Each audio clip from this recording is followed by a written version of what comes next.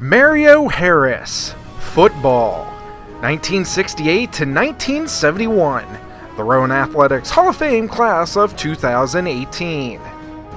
Mario and I were defensive tackles in the defensive line.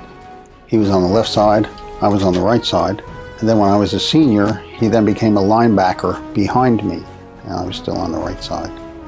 And he was very quiet, shy, reticent type of guy. Didn't say much at practice, didn't say much in the games. When the ball was snapped, he was all over the place. He was an art major, which is kind of unusual for a football player. He was very hard-nosed, quick, very intelligent. He almost had ESP. He knew where the ball was before I think the quarterback knew where the ball was going. He was very fast, very quick off the line of scrimmage. He didn't necessarily overpower his opponent. He just shed blocks and got to the ball. The linebackers who played behind him enjoyed freedom of movement because he kept the offensive tackle off the linebacker. It made my job a lot easier as a linebacker behind him because he'd shed all the blockers and I'd get all the glory to make the tackles. But his athleticism really helped. He could spin out of a block. He could beat his blocker to the inside. And he was very good at feeling where the pressure was. If somebody was trying to take him inside, he knew he had to get outside. If somebody tried to take him outside, he knew he had to close the gap to the inside. So it was his athleticism that really helped him.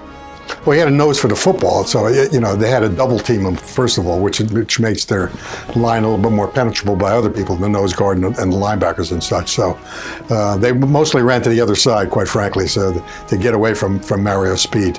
He was soft-spoken and almost shy in the way he expressed himself, and yet every now and then he would come out with an intuitive or a funny statement.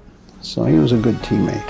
Yeah, he was the kind of guy who, when he spoke, you listened because he didn't speak very often, and when he got upset, you listened as well. But he was kind of the leader. He led by example rather than by talking about it. He, were he still alive, would really be proud of being inducted into the Hall of Fame. And of course, when he was playing, he used to say to us, "You think I'm good? My brother's really good." "Oh yeah? Who's your brother?" "His name is Franco. He's going to Penn State. He's going to be really good." We'd say, "Ah, you're full of it, Mario. What do you mean your brother's going to be good?" "No, he's at Penn State. He's going to be good." And of course, as we all know, Franco Harris did become real good. I came from an old era. I graduated in 1970, and Mario, I believe, was 71. So for those guys to be remembered, football was different then. Football was rudimentary here at Glassboro, so that we didn't have a lot of advantages they have today. So for Mario to be recognized is an attribute. One of the finest players I played with ever, both high school and college. If Mario were here today, he would be very proud and honored to receive this distinction because he probably never thought of himself as a star player, but he was. And everything he did by example. All his talking was through example. So he would be happy.